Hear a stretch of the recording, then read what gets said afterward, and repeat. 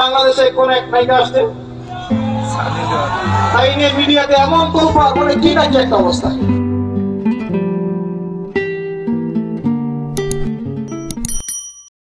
স্বামীর মুখের উপর তর্ক করতে যাবেন না। স্বামীকে বাইরে অনেকগুলো বিষয় ফেস করতে হয়।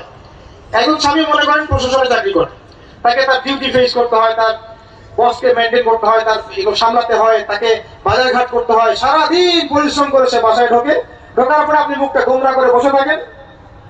স্বামী আহলান সাহলান করেন না, তাকে একটু আদর করেন না, মহব্বত করেন না, তো অটোমেটিকলি আপনার দিক থেকে তার মনটা চলে যাবে অন্যদিকে।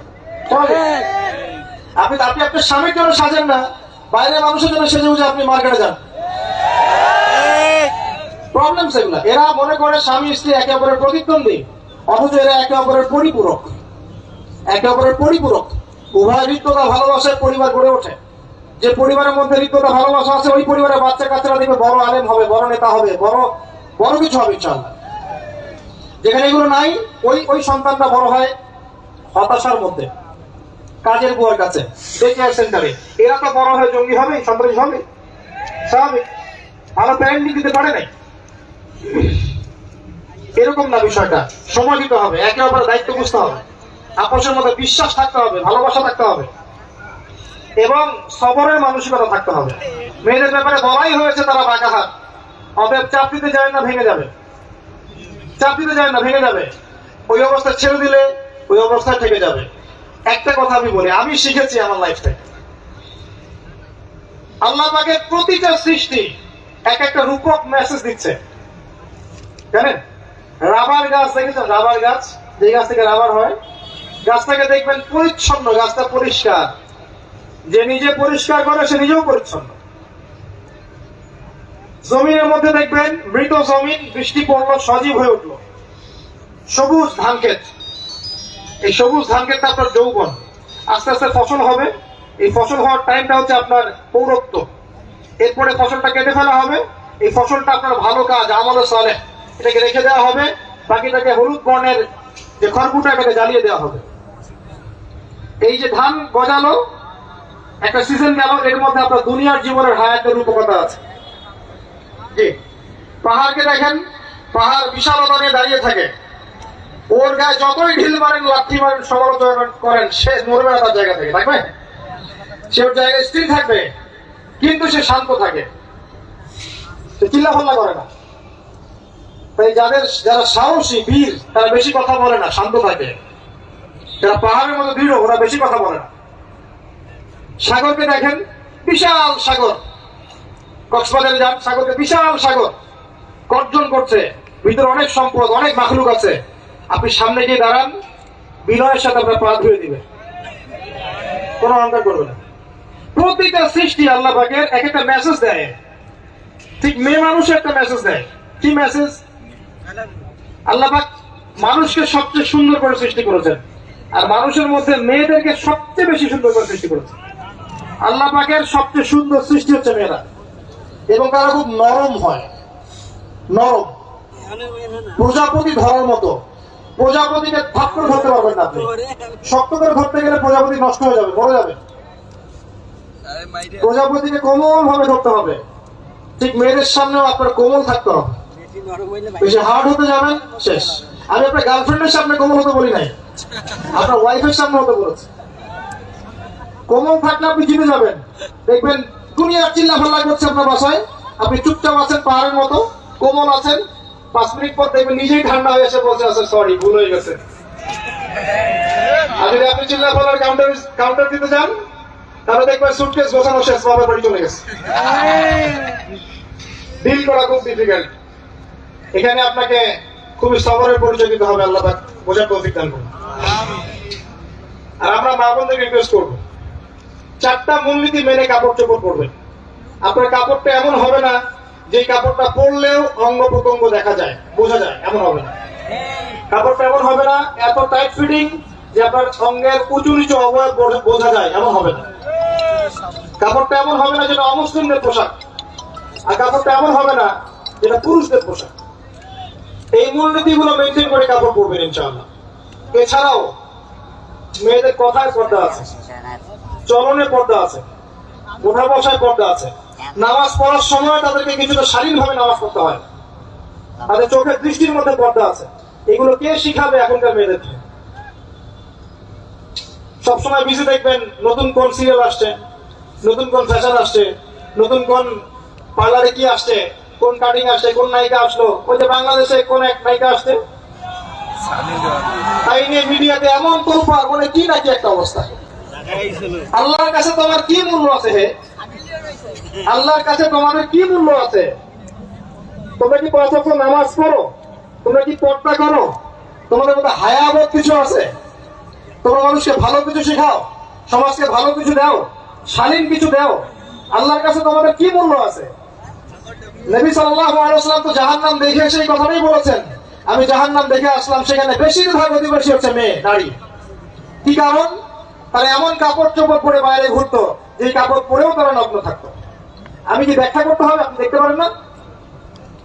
এবং তারা স্বামীর সাথে কুফরি করতো। সারা জীবন স্বামী যদি তাদের ভরণ পোষণ দেয়, ভালোবাসে, মহব্বত করে, তাদের যদি জীবনটা ক্ষয় করে ফেলে, এক পর্যায়ে গিয়ে বলবে সারাটা জীবন তোমার কাছে কিছুই পাইলাম না। বাস্তব। এগুলোর কারণে মেয়েরা বেশি বেশি জাহান্নামে যাবে। এবং তারা মানুষ মারা গেলে মাতম করে, বুক পিঠ চাপড়ায়, এই কারণে যাবে। এবং তর্ক লাগলে অভিশাপ দেবে, সেই কারণে যাবে। আল্লাহ পাক আমাদের মা বোনদেরকে হেফাজত করুন। তবে একটা হাদিস আছে সুসংবাদের। নবী সাল্লাল্লাহু আলাইহি ওয়াসাল্লাম বলেছেন, একজন নারী যদি 4টা কাজ করতে পারেন, জান্নাতের যে কোনো দরজা দিয়ে ইচ্ছা প্রবেশ করতে পারবেন। 1 নাম্বার 5 ওয়াক্ত নামাজ, 2 নাম্বার রমজান মাসে সাওম, 3 নাম্বার আপনার লজ্জাস্থানের হেফাজত অর্থাৎ খাস পর্দা, এবং 4 নাম্বার আপনার স্বামীর আনুগত্য। ফ্যামিলিস্ট আকীদার মেয়ে হলে আনুগত্যকে দাসত্ব মনে করে, স্বামীর আনুগত্যকে তারা দাসত্ব মনে করে। স্বামী কে? স্বামীর সম্মান বোঝেন আপনি? স্বামী কে? যার ব্যাপারে নবী সাল্লাল্লাহু আলাইহি ওয়াসাল্লাম বলেছেন, আমি যদি আল্লাহ ছাড়া অন্য কাউকে সিজদা করতে বলতাম, তাহলে মেয়েদেরকে বলতাম তারা যেন স্বামীদেরকে সিজদা করে। আপনাকে আমি কিভাবে বুঝাবো স্বামী কে? স্বামীর মর্যাদা কোথায়? এগুলো কি ইসলাম মেয়েদেরকে ডমিনেট করছে এগুলো দিয়ে? কেন? এই স্বামী আপনার জন্য সারাটা জীবন ক্ষয় করে ফেলে।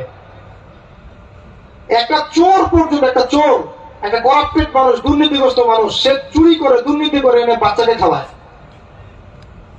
একটা ধর্ষক পর্যন্ত ওর মেয়েকে আদর করে। পুরুষ মানুষ কি জিনিস কেমন করে বুঝবেন? সারাটা জীবন ক্ষয় করে ফেলায়। যদি আপনি তার আনুগত্য করেন, তার সামনে সুন্দর মতো থাকেন, তার কথার সাথে তর্ক না করেন, ভালোবাসা দিয়ে থাকেন, আপনার জন্য সে জীবন দিতে প্রস্তুত থাকবে।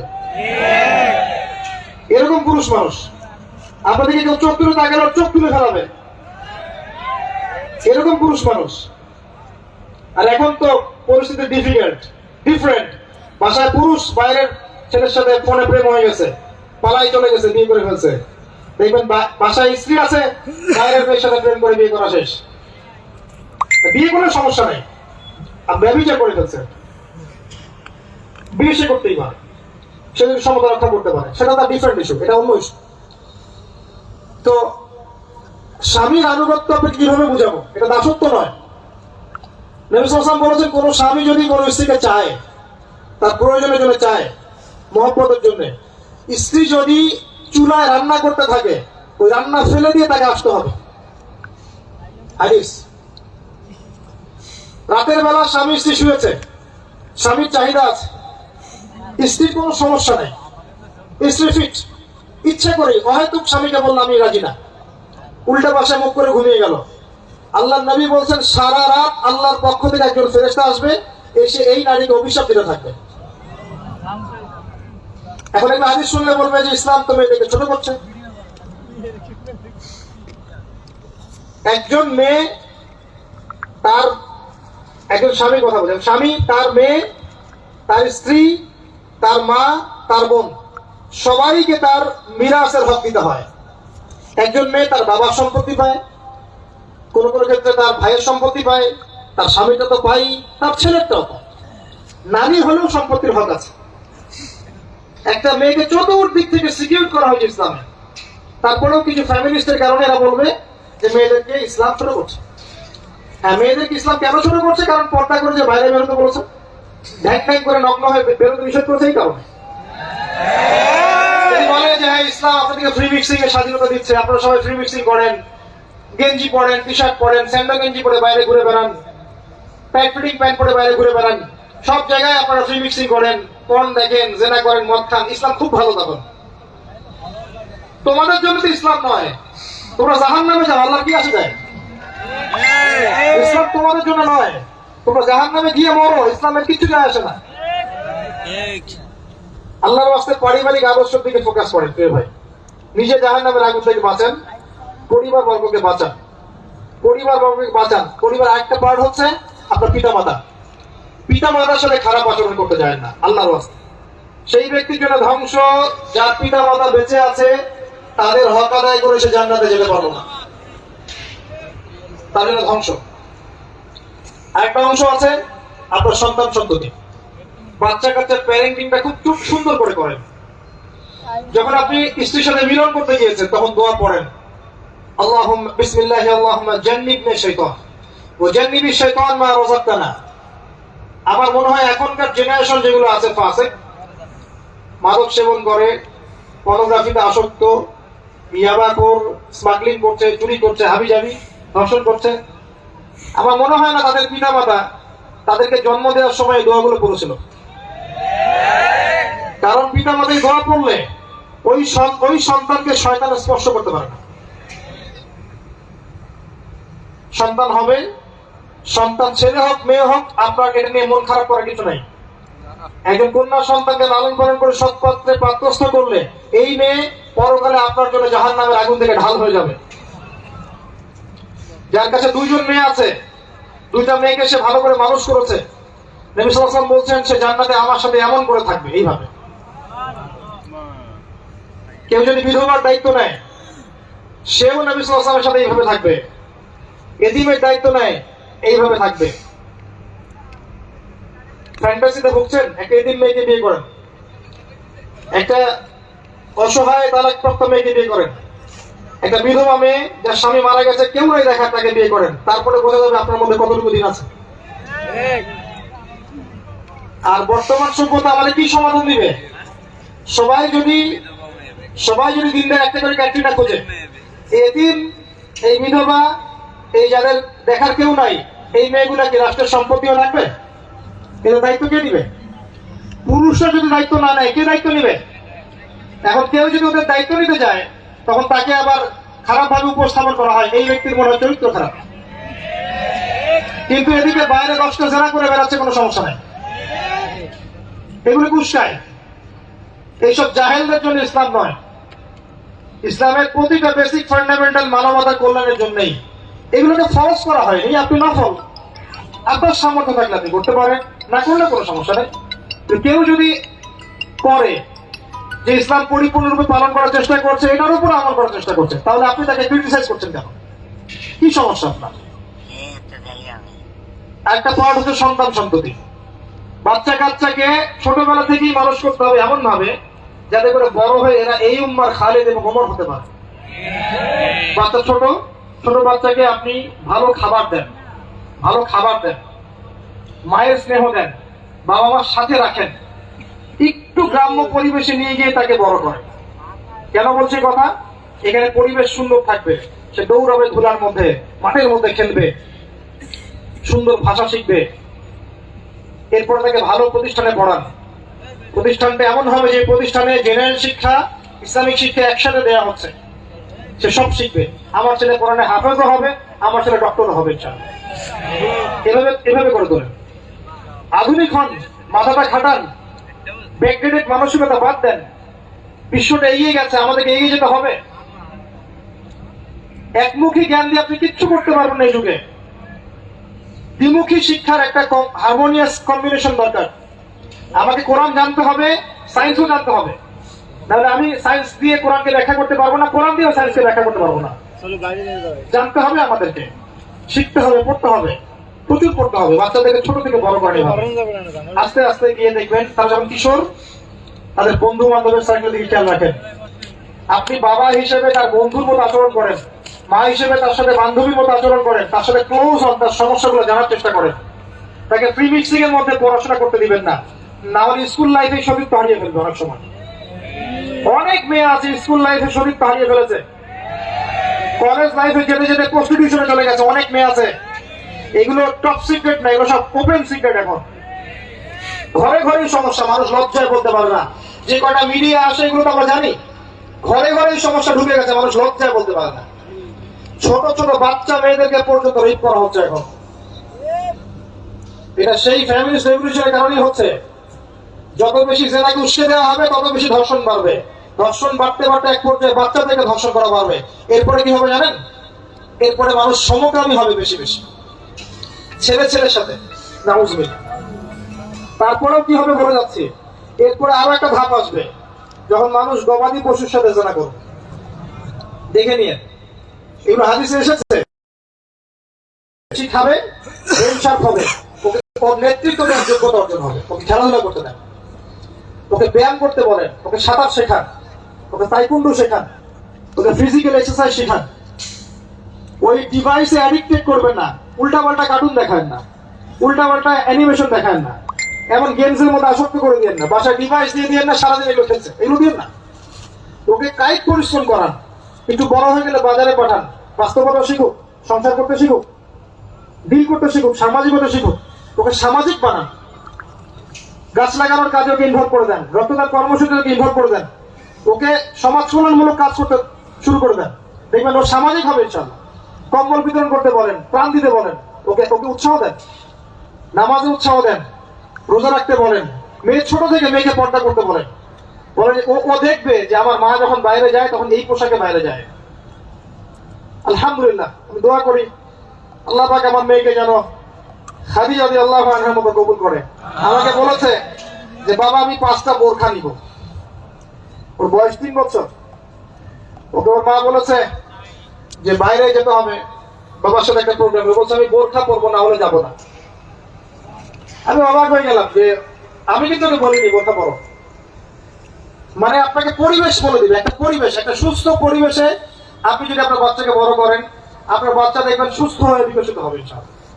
একটা অসুস্থ পরিবেশ দেন যেখানে ঝগড়াঝাটি, মারামারি, রাহাজানি, কাটাকাটি, সুদ, ঘুষ, জেনা, ব্যভিচার আছে, এই যে আপনার অপসংস্কৃতি আছে, আপনার বাচ্চারা আস্তে আস্তে নষ্ট হয়ে বেরোবে। পরিবেশ দিতে হবে। অসুস্থ পরিবেশের মানুষ কখনো সুস্থ জাতি উপহার দিতে পারবে না। তো এই বিষয়গুলো দিকে খেয়াল রাখেন, মেয়ের পোশাকে খেয়াল রাখেন, তবে মেয়েকে কার কোলে তুলে দিচ্ছেন এটা খেয়াল রাখেন। এই যুগটা খুব কঠিন যুগ, কাছের মানুষদেরকে দ্বারা মেয়েরা ধর্ষিত হচ্ছে। খুব খেয়াল রাখেন, বাসায় কাজিনের এত থ্রু অ্যালাউ করেন না, কাজিন সম্পর্ক থ্রু করেন না, অ্যালাউ করেন না। আপনার মেয়েকে মেয়েদের ব্যাচ একটা পুরুষ টিচার পড়াচ্ছে, ওই ব্যাচে আপনি মেয়েকে পড়তে দিয়েন না। একটা কোচিং এর ভাইয়া বাসায় এসে আপনার মেয়েকে প্রাইভেট পড়াবে গোপন কক্ষে, এগুলো করতে দিয়েন না। পরে আপনার ইজ্জত চলে গেলে আপনি হামন করবেন, তখন আপনি অ্যাক্সেস করে দিচ্ছেন, জেলা সুযোগ দিচ্ছেন। শয়তান উস্কে দিবে, শয়তান তো চাচ্ছেই জেনা করাতে।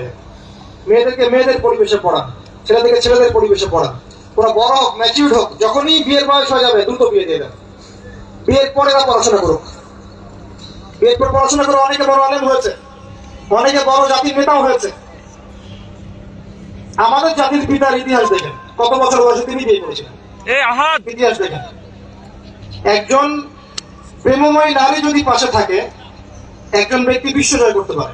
এই যে প্রমাণ দেখিয়ে দিয়েছে, করেন নাই? এরকম আগেকার মানুষটাকে দেখবেন, ম্যাচিউর হয়ে গিয়েছেন, বিয়ে করেছেন, এরপর স্ত্রী পাশে ছিল, বিশ্বটা ডিল করেছে, নেতৃত্ব দিয়েছে। এই বিষয়গুলো খেয়াল রাখেন। পরিবারে হারাম ঢুকতে দিয়েন না, পরিবারটাকে ইসলামিক মূল্যবোধে গড়ে তোলেন। কুআনফুসাকুম ওয়া আহলিকুম নারা, এই হাদিসের উপর আমল করেন। আল্লাহ পাক তৌফিক দান